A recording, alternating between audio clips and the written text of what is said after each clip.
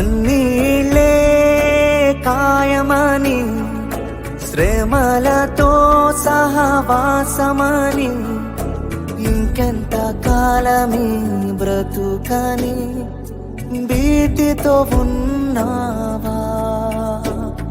నీ కన్నీళ్ళన్నీ కవిలలో దాచి, శ్రమలలో నీ తోడై ఉండి, ఊహకు మించిన కార్యములన్నీ నా యేసు చేయును.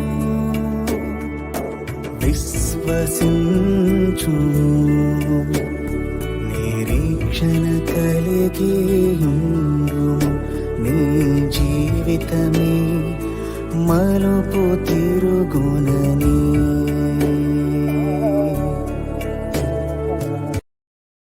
Download ShareChat.